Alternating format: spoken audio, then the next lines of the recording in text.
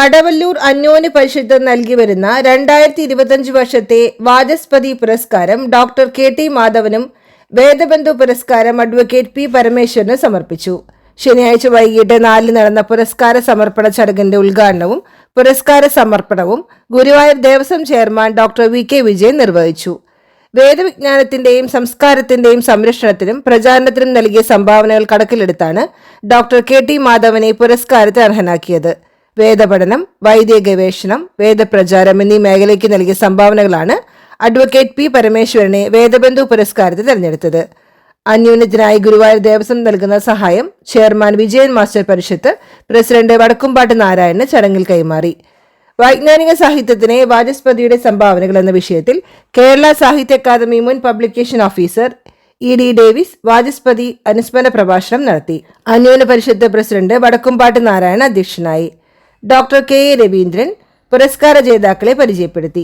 ചടങ്ങിന് Anyonya Parishad vice president K. N. Ramanunni സ്വാഗതം പറഞ്ഞു. പുരസ്കാരത്തിന് അർഹരായ doctor K T. Madhavan, advocate P. Parameswaran എന്നിവർ മറുപടി പ്രസംഗം നടത്തി. വളരെ പഴയ കാലം മുതൽ തന്നെ നമ്മുടെ നാട്ടിൽ ഭാരതീയ പാരമ്പര്യത്തിലെ ഭാരതീയ ചരിത്രമൊക്കെ എടുത്തു നോക്കിക്കഴിഞ്ഞാൽ നമുക്ക് കാണാൻ കഴിയും വിജ്ഞാന സമാർജനത്തെയും വിജ്ഞാന ഉത്പാദനത്തെയും അതിൻ്റെ പ്രസരണത്തെയും ഒക്കെ ഏതൊക്കെ രീതിയിലാണ് നമ്മുടെ നാട്ടിൽ അതിനു വേണ്ടതായിരിക്കുന്ന പദ്ധതികൾ ആവിഷ്കരിച്ചിരുന്നത് എന്നുള്ളത് ചരിത്രം പരിശോധിച്ചാൽ നമുക്ക് മനസ്സിലാക്കാൻ കഴിയുന്നതാണ്.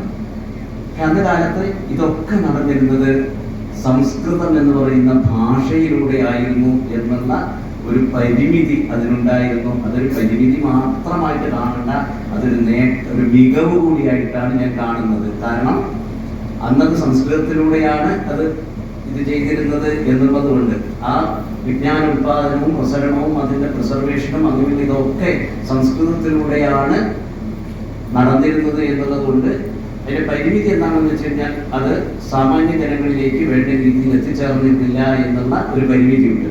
അതേ അവസരത്തിൽ അത് ഇന്നും അതുപോലെ പ്രിസർവ് ചെയ്യപ്പെട്ടത്, ഇങ്ങനെ സംരക്ഷിക്കപ്പെട്ട് നിൽക്കുന്നത് അത് സംസ്കൃത ഭാഷയിലാണ് എന്നുള്ളത് കൊണ്ട് കൂടിയാണ്. കാരണം ഒരാൾ പോലും സംസാരിക്കാത്ത, ആധുനിക സമൂഹത്തിൽ ഒരാൾ പോലും സംസാരിക്കാത്ത ഒരു ഭാഷ 5000 വർഷങ്ങളായിട്ടും ഇപ്പോഴും എന്ത് ചെയ്യുന്നു? എല്ലാവരും ചർച്ച ചെയ്യപ്പെടുന്നു. എല്ലാവരുടെയും സംവാദങ്ങൾക്കും വിവാദങ്ങൾക്കും, അത് ഇന്ത്യയിൽ മാത്രമല്ല ലോകത്തെമ്പാടും ചർച്ച ചെയ്യപ്പെടുന്നു. ആ രീതിയിൽ എന്ത് ചെയ്യുന്നു? വളരെ സജീവമായിരിക്കുന്ന ഒരു ഭാഷ. മറ്റേതെങ്കിലും ഒരു ഭാഷയെക്കുറിച്ച് അങ്ങനെ നമുക്ക് പറയാൻ പറ്റും.